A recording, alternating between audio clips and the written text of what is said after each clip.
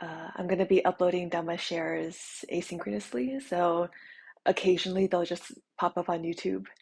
And if anybody has questions or anything else they would like to let me know, I'm going to also post a link to a Google form, and I will be reading all responses there and maybe responding to some in a future video. The form is anonymous, so if you want me to know who sent it, then please put your name.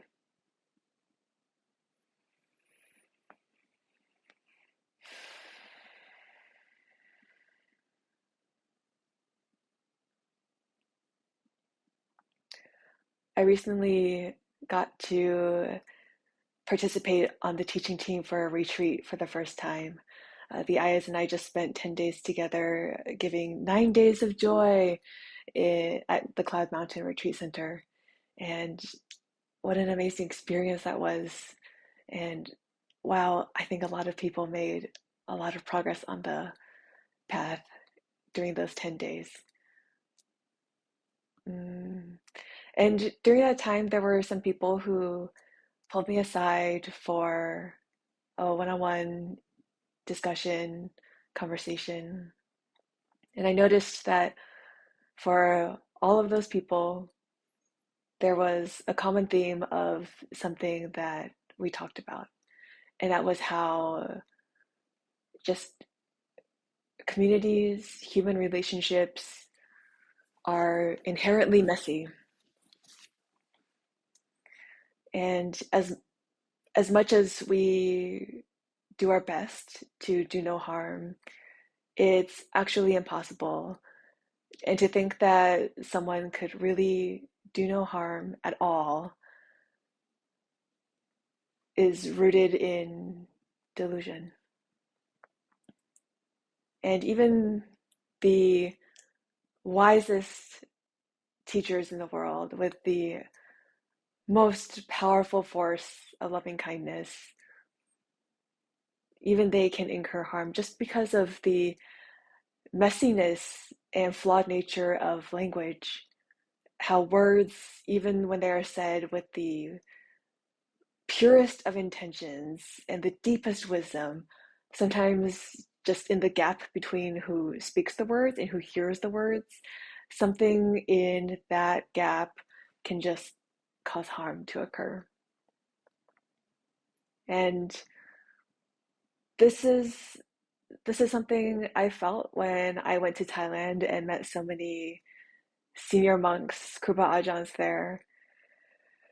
I think the example that is easiest for people to understand is when Ajahn Gandha called me a little thick, a little chubby in front of the weekend crowd where there were the most people, like probably well over 100 people gathered to hear the Dhamma talk. And I always want to say this when I tell this story, there's nothing wrong with being any size. Any size of body is a very useful tool for practice and something to be taken care of and appreciated and very grateful for. And the reason why it was traumatic for me for that to happen was because it really brought up some unresolved trauma of being a young child at a sleepover with a bunch of little girls who made fun of me for my size when I was also a small child. So it just, because it brought up old trauma like that, it was a very, very difficult, painful experience to be called a little chubby in front of the weekend crowd. So that's an example that's really easy for people to understand right away, how there could be harm from even the wisest and most loving of teacher. But then even in a way that is not quite as easily explained or understood, just by the fact of how amazing that trip was and how it blew my practice wide open, blew my mind open, just like changed my life like a puddle that is struck by a meteor. That is how that trip changed my life in good ways, in ways that led to freedom and understanding and deeper practice. And it was so good. And when something changes that much and that fast, I think there's no way that there could not also be some shock and some pain just because of how fast everything changed. And I had whiplash from how quickly things changed, and certainly the people around me who I have the most intimate relationships with, certainly they had whiplash too, and were just alarmed at how quickly things changed. Even though it was for good, just the speed and dramatic nature of it, especially when there wasn't anyone around when we came back home to just really offer reassurance. Mm, it was painful too. It was also painful in that way, just because things were so good and so fast. It also caused alarm and pain, and in that way, it also caused some harm. So imagine like all these senior monks, these who I believe and many to be believe to be fully enlightened teachers, like even they can cause harm in ways that are both easily understood and easily explained, and not so easily explained and not so easily understood. So, if even with that depth of wisdom, that depth of loving kindness and experience with teaching, if even those senior monks can cause harm, then let's just accept that harm is inherent in community and in relationship and in the human experience.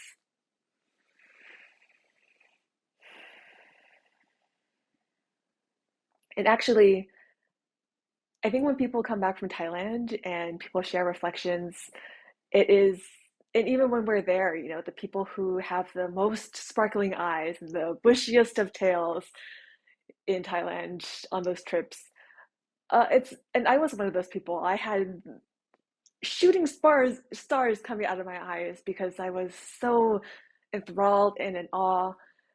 And so those people who are having the most amazing experience are going to be the most vocal and in sharing reflections upon coming home.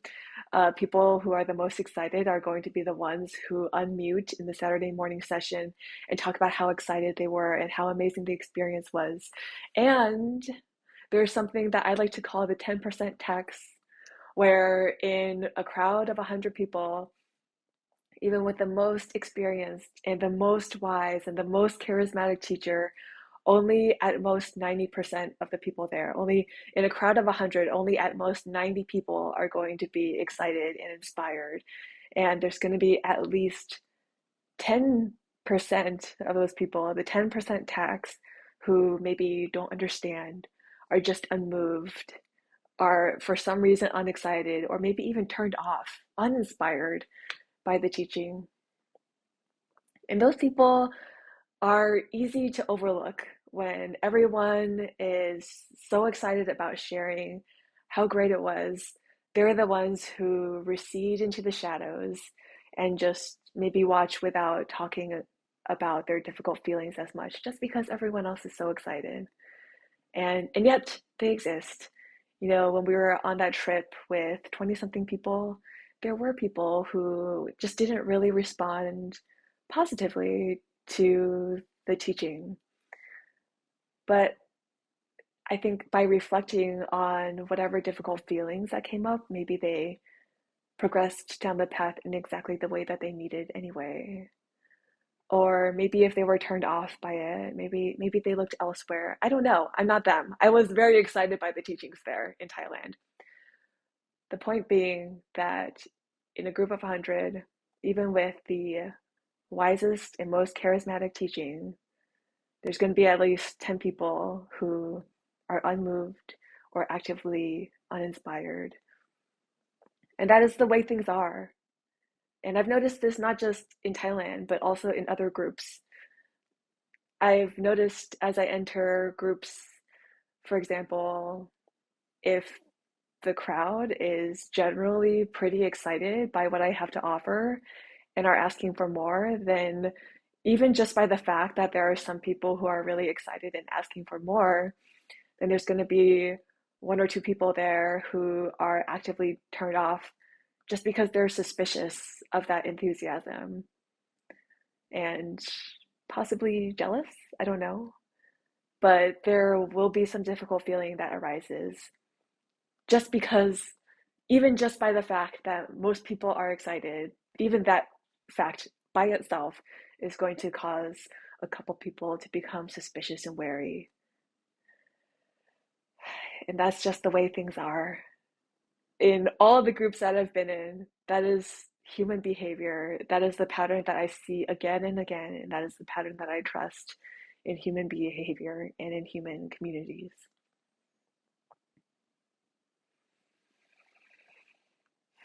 Harm is inevitable, displeasure inevitable, discomfort inevitable.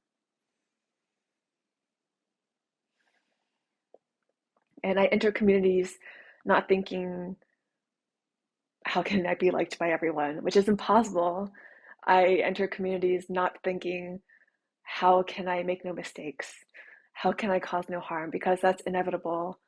That's, or it's impossible to cause no harm, impossible to cause no discomfort, but rather just how can I be the best version of myself in this very moment? How can I be the best that I can offer and just be that? How can I be the goodness that I know already dwells within me? And when problems arise, when discomfort arises, because it always does eventually, then how can I respond the most skillfully that I possibly can? How can I address those concerns? How can I move skillfully within all these messy human interactions and relationships? How can I apologize with all the humility in my body if the occasion arises for it? If people are open to listen, if it helps.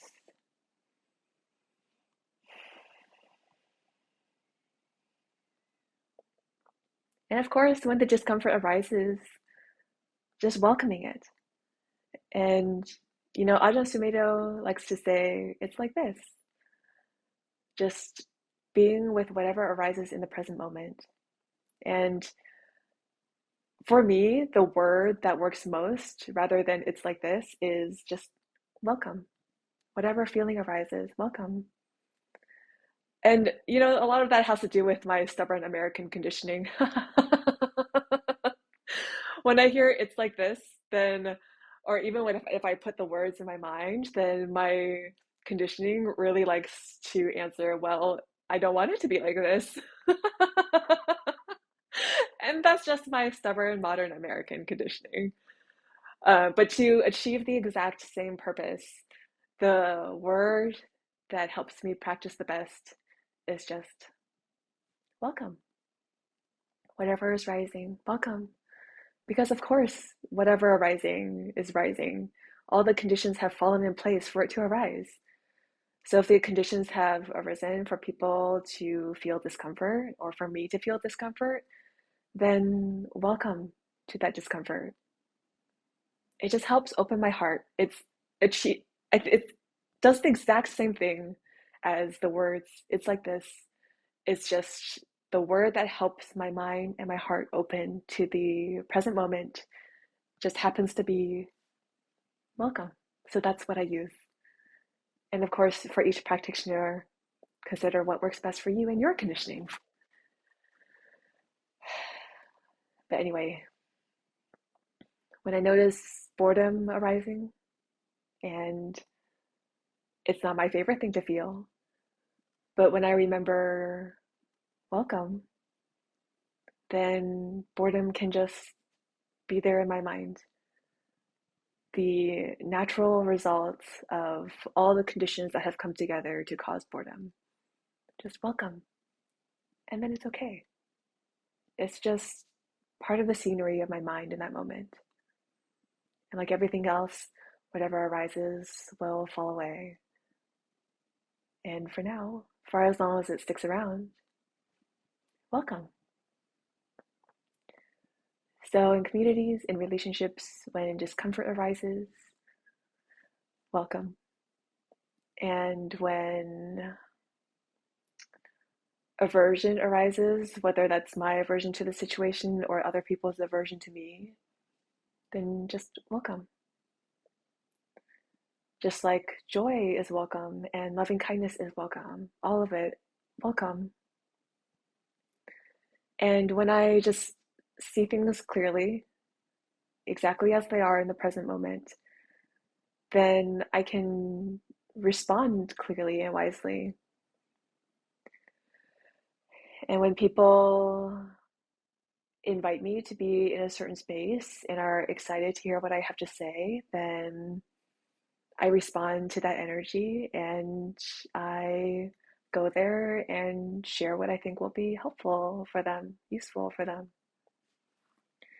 And similarly, if the conditions have arisen so that it does not feel inviting and does not feel like people want to hear what I have to say and share, then I can see that clearly too and put my energy elsewhere.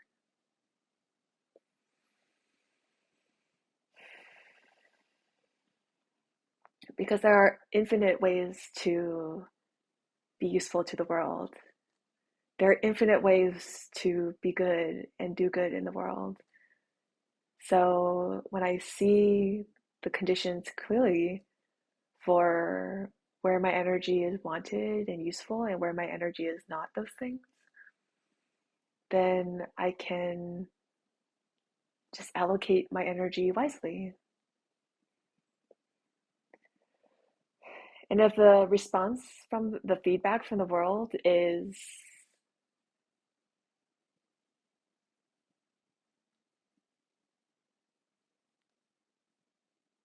it just helps me to respond clearly and to apply my energy skillfully because our energy is so precious in this human life. We can do so much, we can progress so far down the path, we can do so much good. And to use it wisely and intentionally will help us do the most good.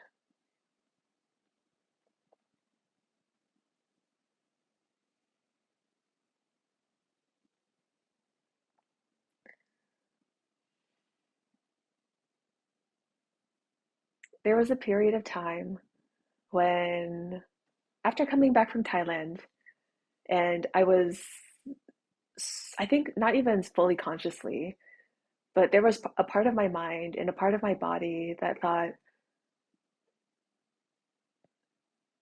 you know, even after seeing and learning from and bowing to the wisest teachers in the world, if even there I can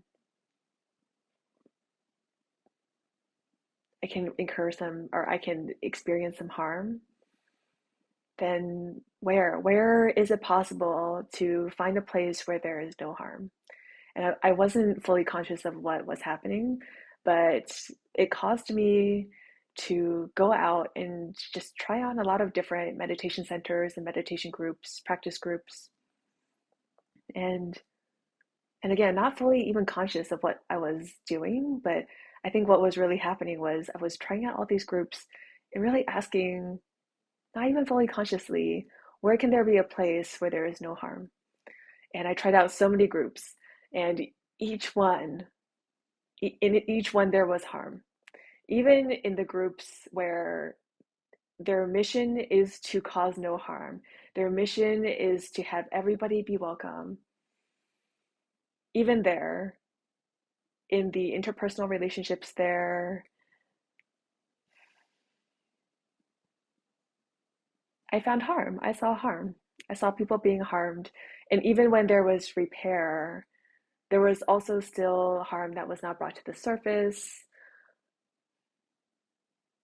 And something I noticed was with the groups where there was the most emphasis on including everybody, then there's so much time focusing on that. Then I wonder, I questioned, how deep can the Dhamma practice go? And I don't know. I don't know. Everyone will have to find that answer for themselves. But when the emphasis is so heavy on social equity, then how much emphasis can be on deep Dhamma, contemplation, investigation.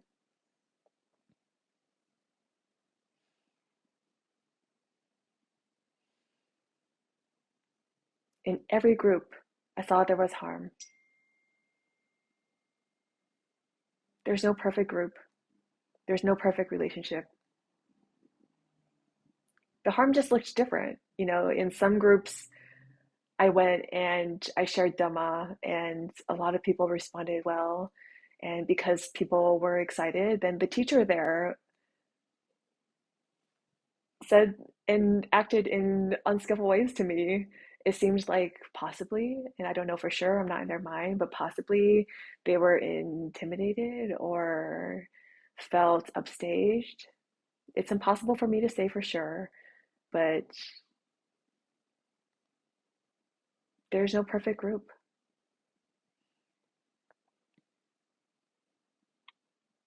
And even in the sweetest human relationships, you know, sometimes I like to play music on the piano and sing along just for fun.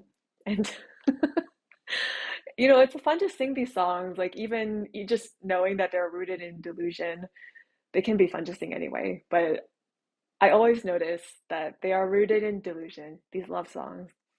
So, for example, there's a song that goes, I'll never break your heart. I'll never make you cry.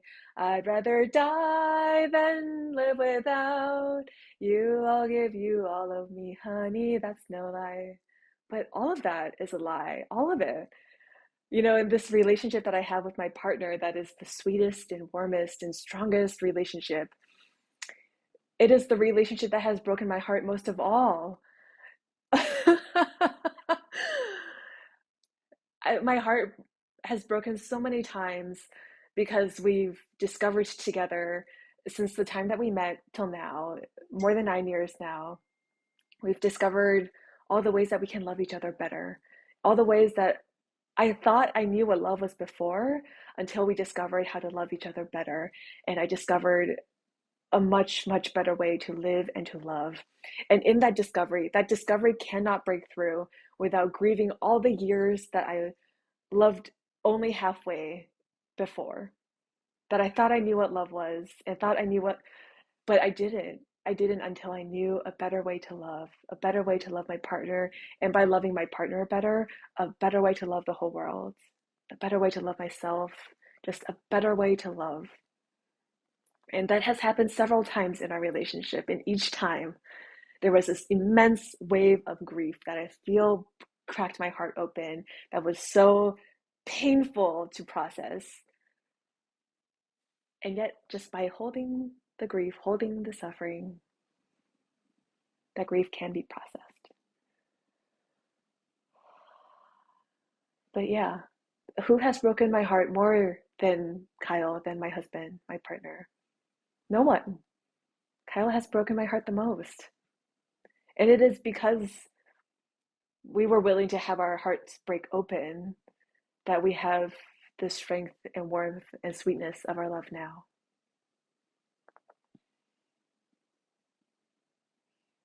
Every time I discover a way that I can love Kyle better, my heart breaks. And I'm so happy for it to break. Even as painful as it is, it's the worst for me, it's the worst feeling in the world. That grief of knowing that I've hurt the person that I love, the grief of facing the fact that I only loved halfway before. It's the most painful thing in the world, and it is the most rewarding also to face that pain, let it pass through the system, and allow this new world of love to shine through. And yet it is Kyle who has broken my heart the most. And what's the next line of that song? I'll never make you cry. Kyle has made me cry the most, and I'm sure I have made Kyle cry the most. I think we have caused each other the most pain, and certainly not in any abusive way, certainly not with any malicious intent, But just by living an intimate relationship and being so sensitive and so caring, so vulnerable to each other's thoughts, speech, actions, just by being so open and tender with each other. My mom likes to say this thing, and it sounds cuter in Chinese, sounds more poetic in Chinese, but it's within the same mouth, the tongue will be bitten by the teeth. And just by living so closely, of course, we're going to hurt each other. Of course, we've made each other cry the most. And it's by speaking honestly and tenderly about those hurt feelings and by listening without judgment, without blame, without defensiveness, that is the very thing that makes our relationship strong.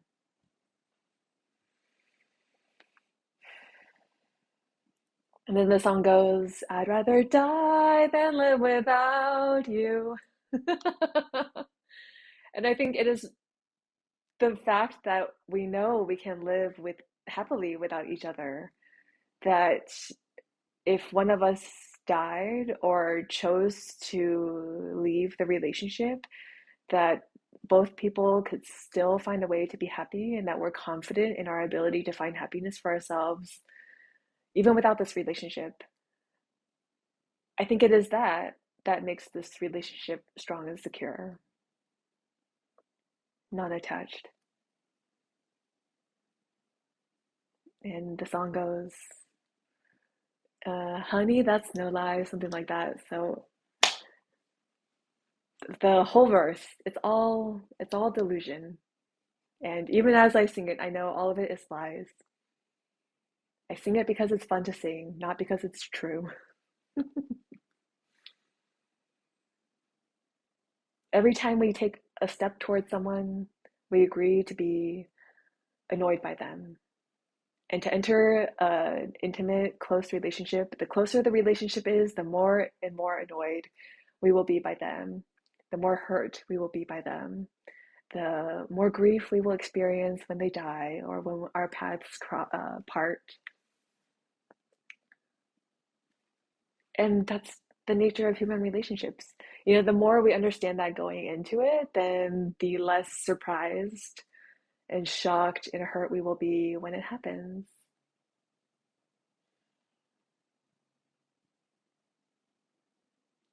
It's possible in these intimate relationships, when that hurt does happen, to just let it pass through the system and then to look at the data of that relationship and that interaction. What could I have done more skillfully? How can I go forward more skillfully? What can I learn from this about human relationships, about that person or this community? Harm is inevitable, discomfort inevitable. What matters is that we practice well with it.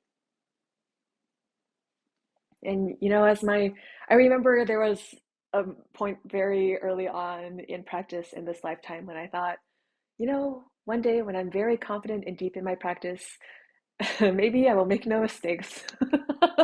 Maybe I will feel no unpleasant feelings.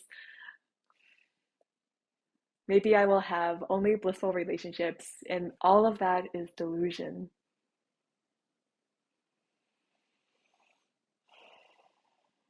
Just by the fact that we have to communicate through words, language is so limited. It will never perfectly transmit what the speaker is saying to the hearer, the listener. Even the most articulate, careful speaker is maybe 90% at best, but something will always slip through the cracks. And the deeper and more confident my relationship has gotten, maybe the difficult feelings arise less often, but they still do. And I think they always will, all the way until parinibbana. And it is only that I have gotten more skillful at facing those unpleasant feelings, that they pass through me, even even recently, a couple months ago, Kyle and I broke through to this new understanding of how to love each other better. And in that moment, when I really understood that I was not loving Kyle fully before, in that moment that I fully understood that, there was this intense, sharp, painful grief. It felt like a knife in my upper belly. And when it arose, it was so excruciatingly painful. But even that grief just passed through the system in a minute or two. The difficult feelings arise, they just pass through more and more easily.